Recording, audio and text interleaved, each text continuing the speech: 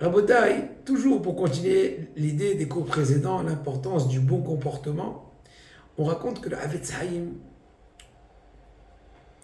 une fois qu'il arrivait à un certain âge avancé, il avait même une difficulté de vue, il était proche d'ailleurs, il était presque complètement aveugle, presque.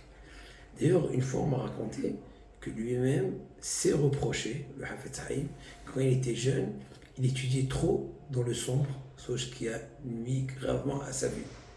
Mais en tout cas, quand il n'arrivait plus à lire, il s'asseyait. J'ai aucun doute, on n'a aucun doute que sa tête était dans des sphères incroyables, extraordinaires, supérieures, mais quand même. Il a toujours demandé, mettez devant moi même un livre de Chumash ouvert, afin qu'on ne va pas me soupçonner, je suis en train de perdre mon temps. Il risque de prendre de moi le mauvais exemple, qu'on peut des fois un peu passer du temps assis, sans rien faire, alors qu'il était complètement dans d'autres mondes, mais pas tout le monde va comprendre cela. Donc tout le temps, je vous prie de mettre devant moi un livre, comme ça, toujours j'ai l'impression que je suis attaché à l'étude de la Torah. On sait très bien que le Havetz Haïm, il avait tout le temps le souci d'arriver à l'âge de 70 ans. Bon, toujours, on se souhaite à tous, Bézat Hachem, 120 ans, dans la bonne santé. Mais lui, il avait une certaine crainte différente de nous. Laquelle? Pas la crainte de la mort, comme la crainte du Hilul Hachem, encore une fois, la profanation du nom d'Hachem. Il dit, moi, j'ai créé une œuvre sur le Havetz Haïm, les lois, comment parler, quoi parler. C'est marqué Netzor Shel Chabera. C'est marqué qu'une personne qui garde sa bouche, elle a la longévité. Or, un minimum de longévité, c'est 70 ans. Et si Shalom, pour une raison ou pour une autre, il risquerait de quitter ce monde avant de l'âge de 70 ans, eh bien, il y aura une très grande profanation. Que même le fameux auteur, celui qui a mis en propagation l'importance de surveiller sa bouche et sa langue, quoi dire, quoi pas dire, quand dire, où et comment, voilà, ben lui-même, il n'a pas été si gratifié et il a quitté à 65.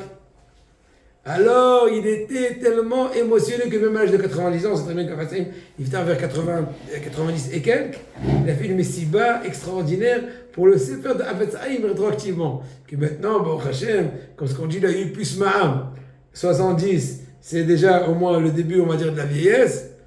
Pour d'autres, c'est le début de la jeunesse, ça dépend quoi. Et plus important. C'est important à Botaï, plusieurs fois aussi, Havetz Haïm, quand il arrivait, plusieurs fois. Non.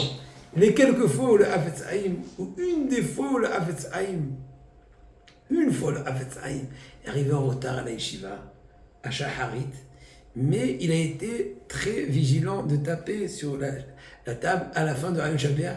Cher élève, ne me soupçonnez pas que je suis venu tard parce que, à cause, je dis dans mon langage, du prétexte que le réveil n'a pas sonné ou qu'il a endormi le réveil. Non, j'étais